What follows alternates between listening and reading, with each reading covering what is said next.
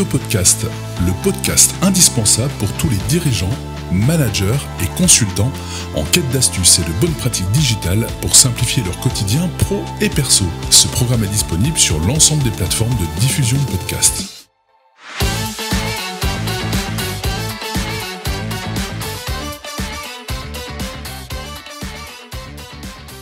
Bonjour à toutes et à tous et bienvenue dans ce nouvel épisode de Shido Podcast. Aujourd'hui, nous allons plonger dans un sujet qui touche la vie de chacun d'entre nous, les notifications.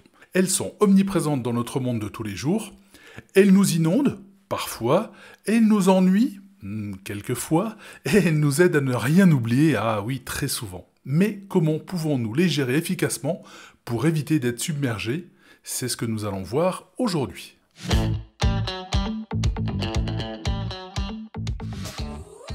Alors, je vous propose dans un premier temps d'aller regarder un petit peu quels sont les désagréments qu'on peut avoir avec toutes les notifications. Alors, qu'elles proviennent de nos smartphones, de nos ordinateurs, de nos applications ou alors de nos emails. Ces notifications peuvent être source de divers problèmes en fait, notamment par exemple les interruptions constantes. Effectivement, les notifications interrompent fréquemment nos activités, qu'il s'agisse de travailler, de se détendre ou de passer du temps en famille. Dès qu'on a une notification, ça nous dérange et ça peut fragmenter notre concentration et entraîner une perte de productivité. La réception constante de notifications peut aussi susciter de l'anxiété. Alors vous allez me dire, waouh, c'est quand même un grand mot l'anxiété. Oui, parce que en fait, vous allez solliciter votre cerveau en permanence. Est-ce que c'est une urgence? Est-ce que c'est une mauvaise nouvelle quand on reçoit un SMS à 22h par exemple, on voit bien que c'est une notification qui tout de suite interpelle notre cerveau et notre inquiétude. Ou alors est-ce que c'est une simple distraction? Ça peut être aussi effectivement des emails qui arrivent, ça peut être WhatsApp qui nous signale un nouveau message par exemple. Tout ça en fait ça peut créer une certaine anxiété qui peut perturber votre bien-être mental. Alors comment on peut faire pour lâcher prise quand vous êtes en mode repos et qu'une notification arrive? Vous allez voir que c'est pas si évident que ça. Vous allez être dérangé, vous allez avoir envie de regarder cet email ou ce message qui vient d'arriver. Donc on n'arrive pas complètement à lâcher prise totalement.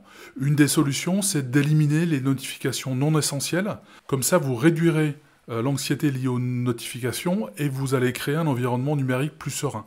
Cela va aussi vous permettre de reprendre le contrôle de votre temps et de profiter de moments de déconnexion, ce qui peut améliorer grandement la qualité de votre vie.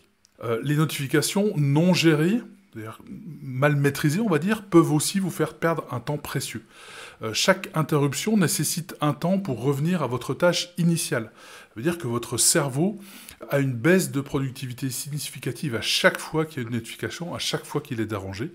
Et c'est un effort de plus pour votre cerveau qui doit sans cesse sauter du coq à l'âne et faire l'effort de se reconcentrer sur une tâche. Dès que vous allez limiter ces interruptions-là, vous pourrez vous concentrer plus longuement sur vos tâches et obtenir encore plus de travail de qualité. Et enfin, un des fléaux qui est de plus en plus présent à cause des notifications, c'est la fatigue numérique. La fatigue numérique, elle peut résulter de la surutilisation des outils numériques, de la surcharge d'informations, on voit bien qu'on est surchargé en permanence d'informations, de la dépendance aux écrans, de l'impossibilité de se déconnecter. Vous savez, des gens qui ont un mal fou à se déconnecter et à laisser leur portable, par exemple, éteint pendant une réunion, par exemple. C'est peut-être votre cas. Il y a un travail effectivement à faire là-dessus pour que vous soyez un peu plus détaché en fait et déconnecté de votre smartphone ou bien sûr des notifications.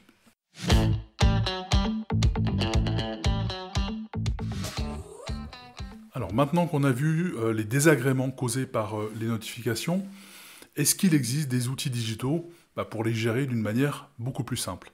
Eh bien non, malheureusement, il n'existe pas d'outils magiques pour gérer le flux des notifications. Il y a quelques applications qui existent, mais elles se comptent vraiment sur le doigt d'une main pour gérer les notifications. Je vais en citer une par exemple qui est Dynamic Notification, mais c'est souvent une usine à gaz pour paramétrer ce genre d'application.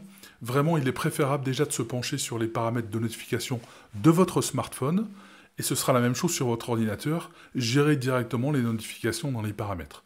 Mais pour vous aider, je vais vous donner des bonnes pratiques qui seront vraiment très très utiles pour gérer vos notifications.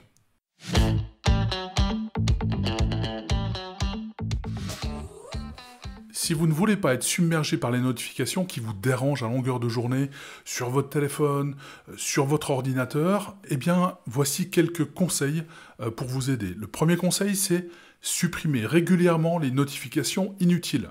Si vous vous rendez compte que certaines notifications ne vous apportent absolument rien et qu'elles sont donc non essentielles, eh bien supprimez-les. Ce sera beaucoup plus simple et faites-le d'une manière récurrente. À chaque fois que vous vous dites « Tiens, cette notification-là, qu'est-ce qu'elle m'apporte ?» Rien, absolument rien, à part me déranger, bien évidemment.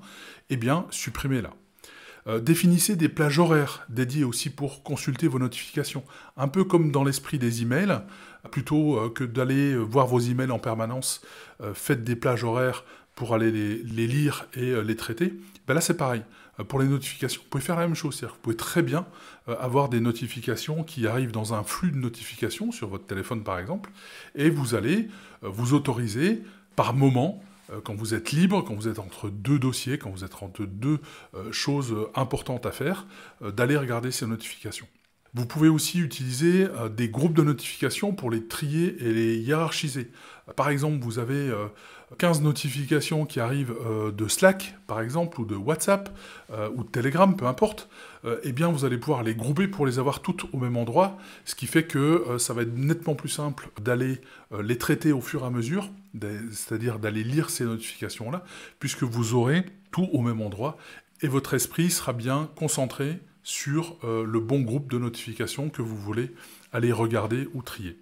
Apprenez aussi à dire non aux notifications en temps réel, c'est-à-dire que vous allez voir que à part certaines notifications qui sont hyper essentielles, pour la plupart, vous n'avez pas besoin de déranger en permanence. Donc il y a le mode vibreur, tout simplement, sur votre téléphone.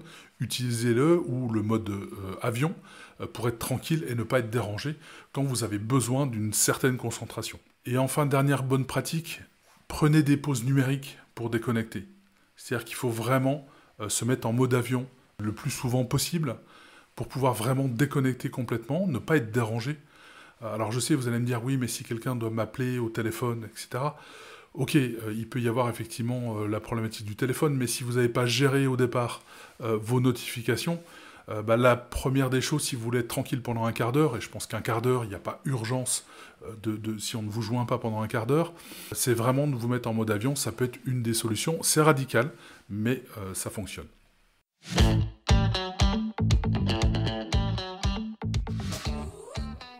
Je vais vous donner maintenant une astuce qui, elle aussi, est un peu radicale, mais terriblement efficace.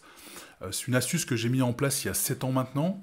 En fait, j'ai supprimé toute sonnerie de téléphone et tout son de notification, à la fois sur mon téléphone, mais également sur mon ordinateur ou sur ma tablette. Je ne suis donc jamais dérangé par des sons intempestifs et répétitifs, parce que c'est vrai que souvent ça revient, ça revient, ça revient. Je n'ai gardé que le vibreur pour les sonneries de téléphone, et c'est tout. Mais vous allez me dire comment je peux être informé de ce qui se passe. Ben en fait, c'est très simple.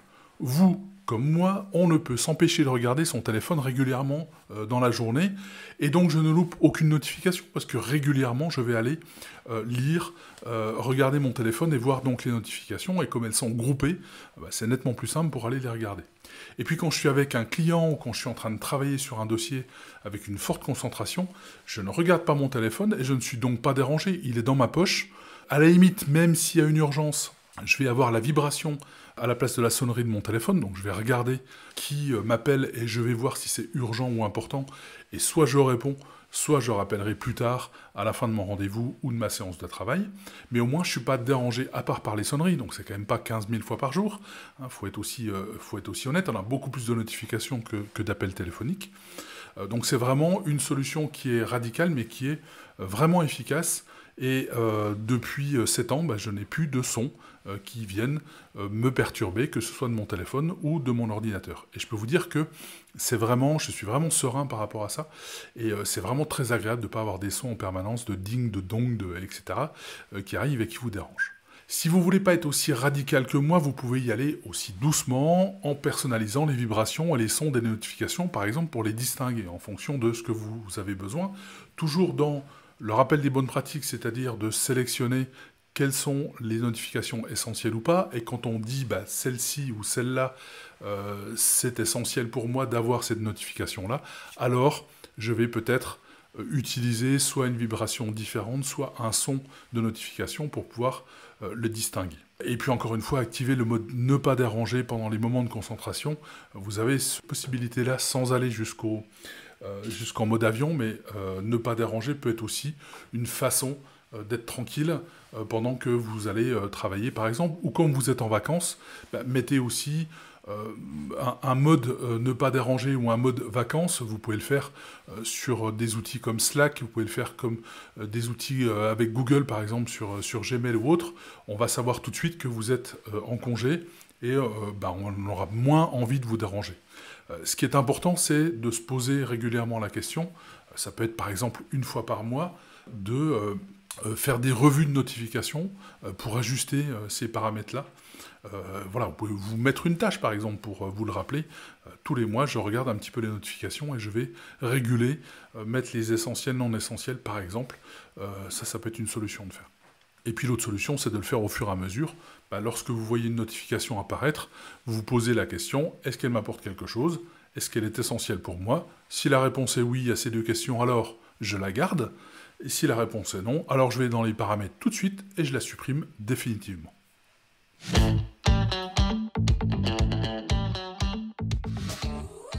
Voilà, j'espère qu'avec toutes ces bonnes pratiques et ces astuces concernant les notifications, vous allez être un petit peu moins victime de celles-ci et que vous allez être un petit peu plus tranquille pour travailler, sans être dérangé en permanence par des dings, des dongs et autres petites sonneries sympathiques. Qui plus est, il n'y a pas de souci, mais qui peut vraiment être fatigant pour votre cerveau. Voilà, on en a fini aujourd'hui avec cet épisode. N'hésitez pas à aller écouter aussi les autres épisodes avec une thématique à chaque fois différente. Et puis surtout, n'hésitez pas à me suivre sur Instagram. Le compte s'appelle Shido Podcast, S-H-I-D-O, plus loin, podcast, et vous y trouverez des infos complémentaires, vous serez informé des thèmes des prochains épisodes. Voilà, en général, quelques jours avant, voire une semaine avant, je mets le thème du prochain épisode, donc ça peut être sympa de l'avoir un petit peu avant tout le monde. Je vous remercie pour votre écoute, et je vous dis à une prochaine fois, et d'ici là, n'oubliez pas de vous simplifier la vie avec le digital. À très vite.